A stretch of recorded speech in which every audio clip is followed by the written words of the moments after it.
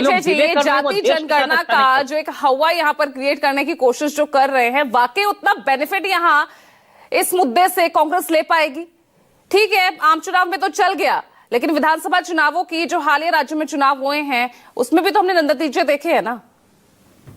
बिल्कुल ठीक बात है, आप बहस को ठीक तरीके से ले जा रही हैं, लेकिन मसला यह है कि सभी राजनीतिक दल जो है वो शीश महल में बैठे हुए हैं और एक दूसरे पर पत्थर फेंक रहे हैं। अतुल लौंडे साहब पाटिल को याद होगा कि राहुल गांधी जी ने बयान दिया था, करीब 3-4 साल हो गए, 21 का जो बयान है उसमें कहा था कि मेरिट ही जो है वो एक बड़ा कारण हो सकता है देश को आगे बढ़ाने का। मेरिट के खिलाफ जाना देश के विकास को रोकता है। बिल्कुल, अब उसको छोड़ दीजिए, अब इस बयान पर वो आ गए हैं कि जातिगत जनगणना पर आना चाहिए। ठीक है, जातिगत जनगणना पर आना चाहिए, तो कर्नाटक में तो 4 साल हो गए, 3 साल हो गए, लौंडे साहब को याद है, पाटिल साहब को, उसको चालू कर दिया है क्या, लागू किया है।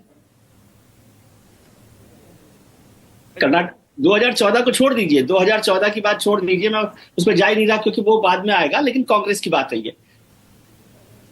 अभिषेक जी बैठे हुए जेडीयू ने प्रस्ताव पारित किया विधानसभा में प्रस्ताव पारित किया है, मुख्यमंत्री जी प्रधानमंत्री जी से मिले हैं, और अब तो आजकल तो मुख्यमंत्री जी ने पक्का कर दिया कि वो इधर उधर कहीं नहीं जाएंगे, वो प्रधानमंत्री जी के साथ ही रहेंगे। तो फिर जातिगत जनगणना को दबाव बनवा के करवा लें, अब तो तय है ना। अब तो महेश जी को भी भरोसा कि नहीं जाएंगे इधर उधर, नीतीश कुमार जी पता नहीं तो उसका क्या हुआ है। और महेश वर्मा जी की पार्टी, और उस समय सुशील मोदी जी वहां पर नेता थे, मंत्री थे, पार्टी के बड़े नेता थे, वो भी प्रधानमंत्री से मिलने गए थे। राजनाथ जी ने कहा था कि भाई ओबीसी की जनगणना हम करवाएंगे, मंत्री के तौर पर कहा था, उसका क्या हुआ है। और अभी तो जाति जनगणना पर आप जा रहे हैं, तो जनगणना का नहीं पता है, अभी तो रोका हुआ नहीं, और आप बच्चों के एडमिशन पर बहस कर रही हैं।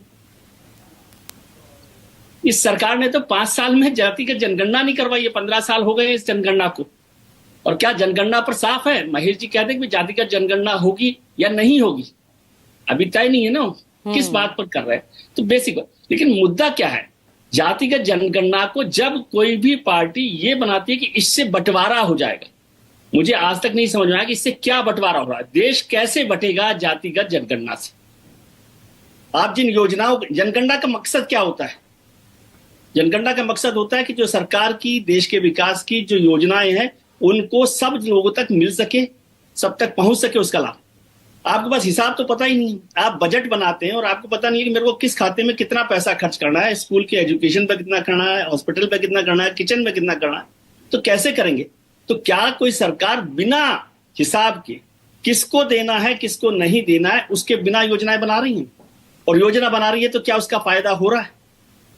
तो मूल सवाल वो है, और मूल सवाल यह है कि पूरे राजनीतिक दलों में क्या ये बात है कि जातिगत जनगणना से देश बटेगा, पहली बात। दूसरा, क्या इससे मेरिट का नुकसान हो रहा, इस पर भी चर्चा होनी चाहिए। और अगर मेरिट का नुकसान जातिगत जनगणना को लेकर होता है तो मैडम ये भी बताइए कि जो 10% ईडब्ल्यूएस में आपने आरक्षण किया, क्या वो मेरिट के आधार पर है।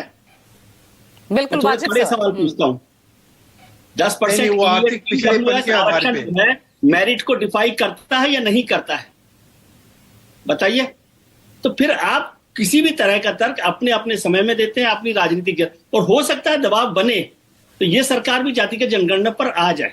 राहुल गांधी जी ने पहले क्या कहा, राजीव गांधी जी ने 1990 में क्या कहा लोकसभा में, वो सब मुद्दे, बहुत सारे मुद्दे हैं, लेकिन क्या ये सरकार अब आगे बढ़ना चाहती है, इस पर बड़ी बात है।